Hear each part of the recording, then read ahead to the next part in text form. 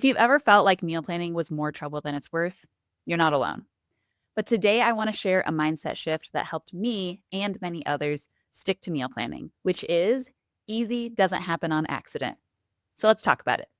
We've all seen those moms on Instagram who post their beautiful meals, their grocery hauls, and somehow they manage to feed a family of five and it looks easy. But let me tell you what, it's not. What we're not seeing behind the scenes are the systems that make this possible, which is the plan, the grocery list, the recurring tacos every single Tuesday, and the mental shortcuts that are built over time. It's not magical, it's intentional, and it's prepped. But the good news is we can all build this kind of structure into our lives. And the operative word is build because it does take some time. Let's be honest, meal planning sounds like it should be easy. Write the list, buy the stuff, make the meals, and we're done, right?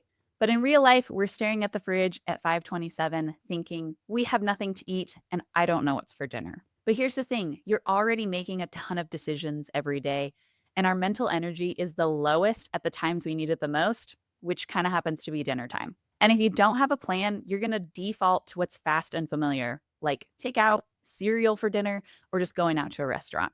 Meal planning can feel hard, not because it is hard, but because doing it consistently requires us to shift how we manage our time and energy. When you do plan ahead, even a little, you start to notice the benefits right away.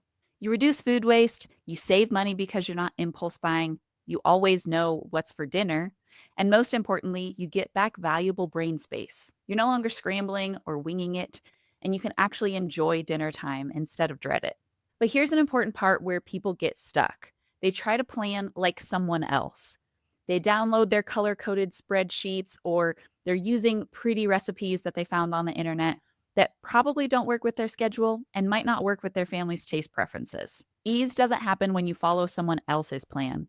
Ease happens when you build your own. If life feels easiest when you meal prep and batch cook, build that into your schedule. If you prefer quick recipes and leftovers on weeknights, start planning for it. And if you hate cooking at the end of the week, make Friday pizza night. Your plan doesn't have to be perfect, it just needs to work for you. And that's where consistency is born. A meal plan that aligns with your life and not some influencer's version of it. And if you're frustrated because it doesn't feel like meal planning is sticking, remember you're not doing it wrong. You're building a new habit, and building habits takes time. I've heard of people who are starting to get into budgeting and say it took them 3 months before they felt like they had the hang of it. And meal planning is the same way. Your first meal plans won't be perfect. You'll have to make adjustments, but you'll get better at it over time.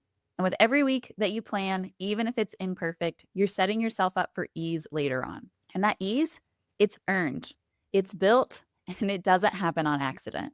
If this video helped you reframe how you view meal planning or even just gave you a little bit of encouragement, please hit subscribe. I make videos to help you meal plan better, stress less, and enjoy feeding yourself and your people.